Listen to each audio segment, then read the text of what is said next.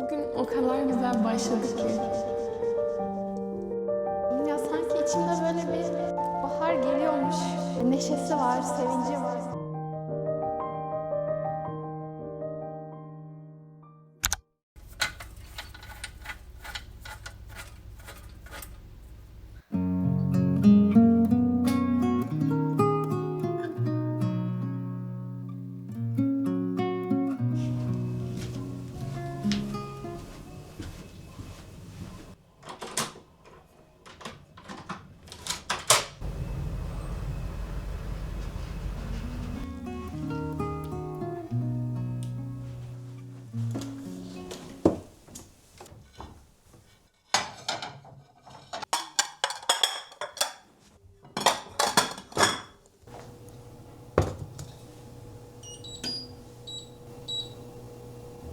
Bugün o kadar güzel başladı ki. Dışarıyı bembeyaz görmek beni çok mutlu etti. O yüzden bugün benim için çok güzel başladı. Yarım saat falan böyle çok güzel kar yağdı. Şimdi...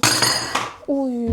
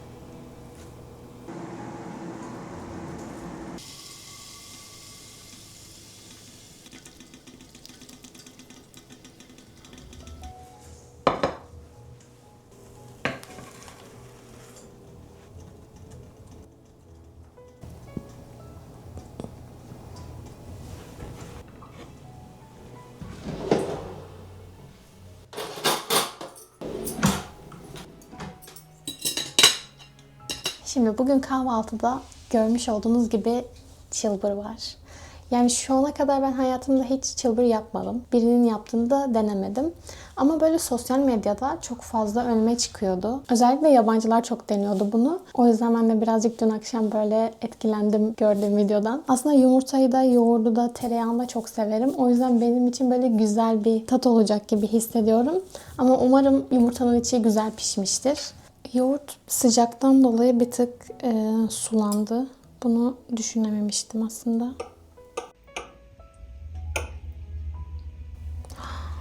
İçi o kadar güzel pişmiş ki.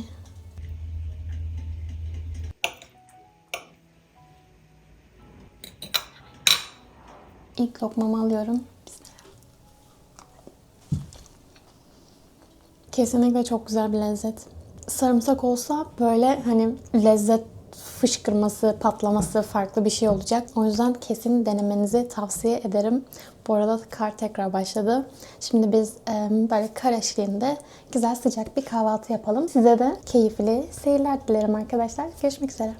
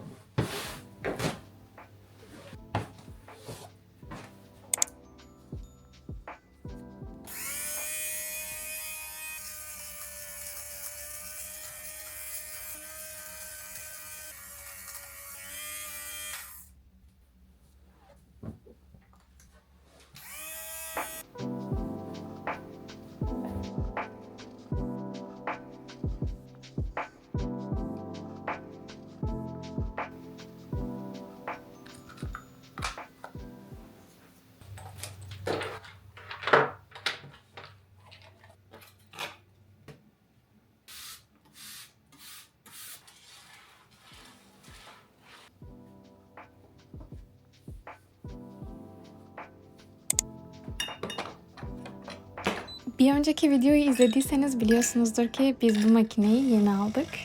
Ve gerçekten bir heyecanla her gün farklı şeyler deniyorum. Şimdilik makineyi daha deneme aşamasındayım ama ilerleyen zamanlarda inşallah daha detaylıca makineden bahsetmeye çalışacağım size de.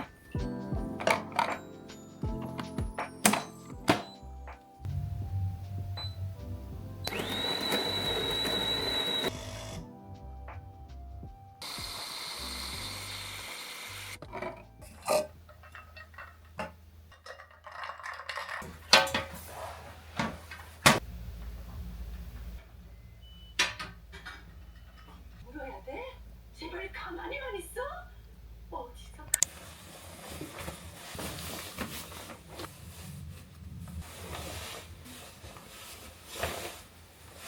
Karman çorman bir şey oldum. Çantam, her şeyim çok alakasız. Ama uzağa gitmeyeceğiz arkadaşlar. Şimdi o kadar uzun zamandır gidip yapmak istediğim bir şey yapacağız ki. İşte bizim evimizde böyle bir 5 dakika uzaklıkta bir kütüphanemiz var. O kütüphanede böyle her ay belirli şeyler yapılıyor. Buradaki yaşayan insanları böyle kaynaştırmak, arkadaş bulmak için falan. Aslında bu sabah ona gitmeyi planlarken şöyle bir şey gördüm. Herkes kendi hobisini getiriyor. Yani bazıları dikiş getirebilir, bazıları örgü getirebilir, bazıları boyama getirebilir. Bu benim daha çok ilgimi çekti ve saati tam bana uygun bir saatte, akşamüstü vaktinde. Tabii ki yeni ve farklı bir ortama gireceğim için biraz böyle çekiniyorum aslında. Ama insanlar genellikle çok sıcakkanlı ve iyi yaklaştıkları için burada bunu düşünüp biraz kendimi rahatlatmaya çalışıyorum. Şu an tam yarım saat var başlamasına ve kar da yağıyormuş galiba. Bakalım. Çok çok güzel.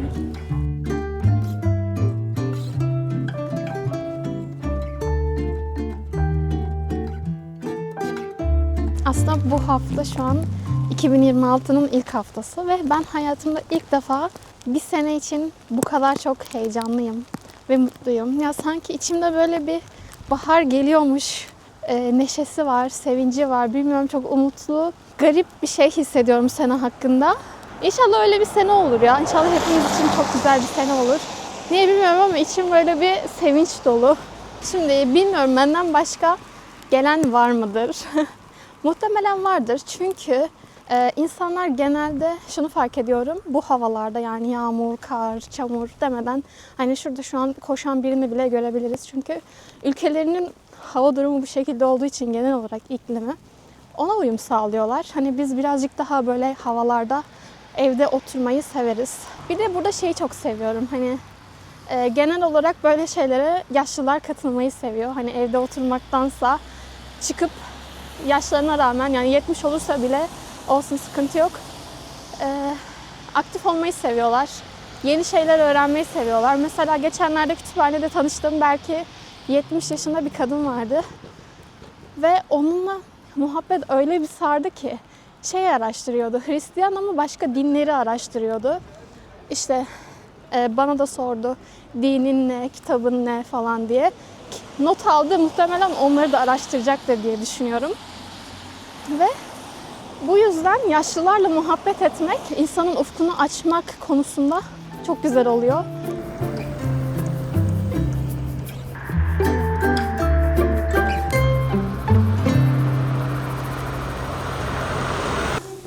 Kütüphane kartımı evde unutmuştum. Allah'tan tam biri çıkarken girdim. Her seferinde böyle denk geliyor kartım yolunda olmayınca. Ve içerisi şu an toplantı için olmasa bile birkaç biri var. Hatta beklediğimden daha kalabalık. Havaya rağmen gelmişler yani. Buradan bedava sıcak su falan alabiliyorsunuz. Her geldiğimde gösteriyorum. Çok hoşuma gidiyor çünkü buraya göstermek. Mesela kahve varmış. Bakalım. Granül kahve var. Burada çayları var. Burada da şeker. Burada sütleri var. Buradan bardak alabilirsiniz. Burada kaşıkları kullanıp buraya koyabiliyorsunuz ve sıcak su. Bu uygulamayı çok seviyorum yani. Herhangi biri içinde açık olması. Mesela dışarıda üşüdün, gel buraya sıcak suyunu al, otur biraz. İşte kitabını oku, bir şeyini yap. Kullan istediğin gibi, hoş bence. İnanmıyorum. Atamadım. İyi misin? Çok iyiyim, sen nasılsın? Şey için mi geldin? Burada ben şey yapıyorum her hafta, her 2 hafta artık. Her haftaydı eskiden. Happy New Year. İnsanlar geliyor yani Evet. konuşmak için Evet, falan. ben de onun için geldim. Onun için mi evet, geldin? onun için Aa, geldim. çok Seni burada güzel. gördüğüme çok mutlu oldum. Yani bu karşılaşmayı hiç beklemiyordum. Çok şaşırdım. Benim burada aylar önce tanıştığım bir abla vardı. Hatta bize geldi, oturduk, tanıştık falan. Ve aylardır birbirimizi görmüyoruz. Ve birkaç gün önce aklıma gelmişti acaba ne yapıyor falan diye. Sonra dün bana mesaj atmıştı. Yeni yılını kutlarım, işte nasılsın, hep aklımdasın falan diye. Ve şimdi burada karşılaştık. Kütüphanede karşılaştık. Ve bunu hiç beklemiyordum. Gerçekten çok mutlu oldum. Hatta böyle belki isterse size de gösterebilirim onu. Çünkü çok tatlı ve aksanlı sesi birebir Meryem Uzerli. Mesela bazen Türkçe konuşmak istiyormuş ama etrafında birileri olmadığı için konuşamıyormuş falan. Çok mutlu oldum ya gerçekten. Geçen yaz gibi başladım herhalde ama yazın da hep dediler yazın böyle insanlar yani kahveye falan çıkmak isterler yani buraya fazla gelmiyorlar diye. Öyle dediler izin zamanı geldi. Evet, Herkes hep yani bir başka şey çıkıyor. yerlerde denize gidiyorlar falan öyle dediler.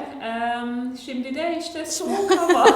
O yüzden bilmiyorum yani devam edeceğim mi etmeyeceğim mi ama Bence denemek yani evet, şu güzel an. olur. Sabah aslında varmış, bir tane daha vardı. Ama benim için biraz erkendi. Hem de ben böyle biraz daha işte sadece konuşmak değil de bir etkinlik falan yapmak güzel olur diye düşündüm. O yüzden boyalarımı aldım geldim hemen bugün.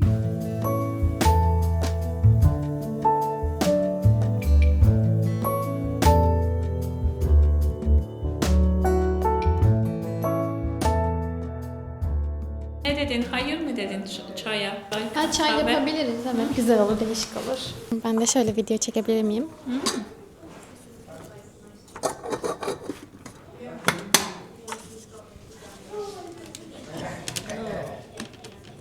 Yok. Değiştirmişler mi bunu mu ya? Allah Allah. Film etme. Acaba su mu yok için? Ha, bu Aa. şekildeymiş. Genelde bu ama soğuk görünüyor bana. Yok. Genelde ben mutfaktan kendim yapıyorum da getiriyorum. Süt de bu. Bu da temiz. Şeker alıyor musun? Yok, şeker almıyorum. Ben götüreyim. Teşekkür ederim, eline sağlık. Yılbaşı için falan hani sen ayarlamıştın ya herhalde bir toplanma mı? Evet, Norveç'te. Türklerle. Evet. Evet. Öyle bir şey yapmayı çok güzel olurdu aslında düşünüyordum ama her şey zaman işte. Yılbaşında yoktu. Daha çok böyle belki gidebilirsek olur. Shopping falan yaparken Tesco'da falan diyelim. Duyuyorsun yani bunlar da Türk. Evet, Türk sesi Değil mi? duyunca Ama- insan bir mutlu oluyor çünkü. Ama ne bileyim birkaç defa yaptım herhalde yani insanlara gittim konuştum siz de mi Türksünüz falan diye ama artık yapmıyorum yani tek böyle Çekiniyor musun? kendi kendime dinliyorum. Size gösterebileceğim gibi hiçbir şey olmadı maalesef. Yani normalde etkinlik 4'te başlayıp 5.30'da bitecekti. Ben şu an eve dönüyorum ve saat 7'ye geliyor.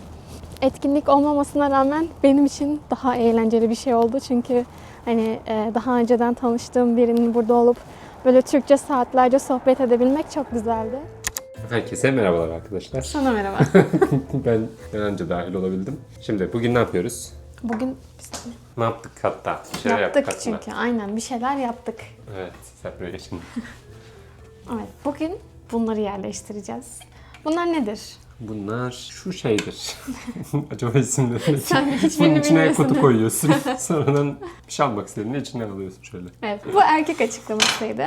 Bunlar bizim organizerlerimiz arkadaşlar. Bunu böyle dolabımıza asıyoruz. İçine de mesela alüminyum folyo, yağlı kağıdı falan koyuyoruz ve lazım olunca çıkartıyoruz. Evet.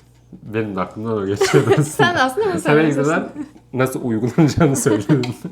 Yani bu bir organizer arkadaşlar. Peki rengi nasıl? Rengi bayağı güzel.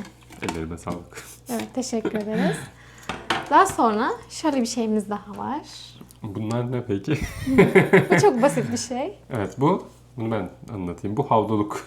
Buna mutfak havlularını asıyorsunuz direkt. Ve şu şekilde çekmecenize, dolabınıza şey yapıyorsunuz. Şurasını oturtturuyorsunuz. Bir de şöyle bir şeyimiz var. Şu şekilde. Şöyle bakınca hiçbir anlam ifade etmiyor. Şu an bunun hiçbir anlamı yok gerçekten.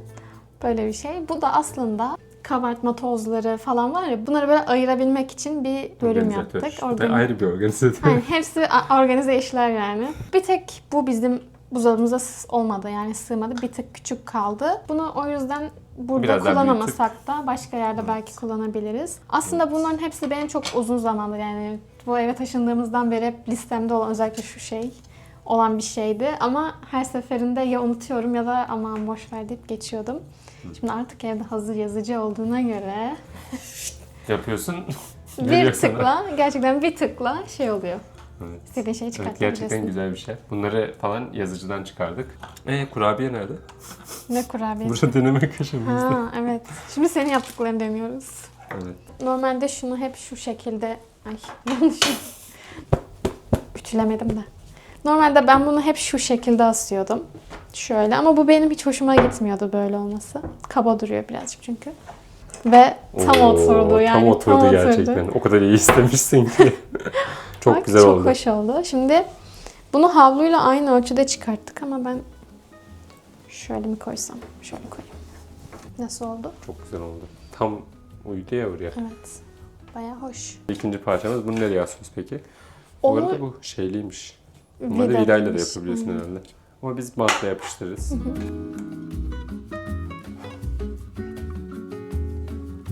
Evet, gerçekten kazanabilirmiş. Bir şöyle hafiften asılsana bakayım içi acaba. İyi. İyi bayağı iyi. Peki bunun normalde şuradan alıyoruz değil mi? Normalde öyle ama kutulu durması bence daha iyi olur. Neyse biz şöyle koyalım. Yalnız ölçülerini bayağı güzel yapmışlar. Aynen. Ben ondan korktum aslında biraz, o yüzden kare yapalım dedim sana. Çok beğendim ya. Evet bayağı güzelmiş. Burada mesela normalde şöyle bir şeyi kullanamayacaksın yani bu alanı. Evet. Şu şekilde bir şey yapınca bayağı hoş oluyor. Bunu da hadi gel Bunu da göstereyim. gösterelim en azından. Aynen. Aynen. Bakın şimdi biz normalde şöyle yaparız diye düşündük. Şuradan şu şekilde şöyle geçiriyorum.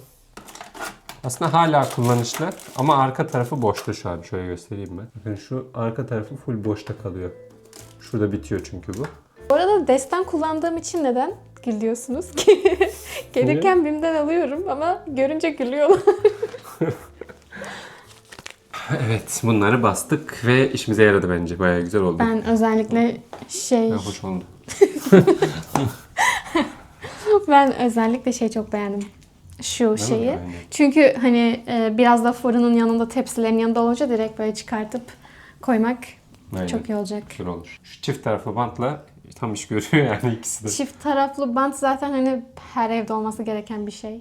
Biz bunları bilerek önceden çıkarttık. Çünkü mesela kaç saat Süresi sürüyor? çok uzun olabiliyor ya. Şu üçlü işte o şey var ya organizatör o 6 saatte mi ne çıktı? Şu dolaba koyduğumuz 1 saatte çıktı galiba o O da basitte. aslında şu kadar minik bir şey ama Evet. ona rağmen Şu uzun şey de 2 saatte çıktı sanki. Yani süre alıyor bayağı. Tek eksisi o bence. Bunun dışında çok güzel yani şey. Kendin yap evi olduk. Evet, güzel oldu. Evet güzel oldu.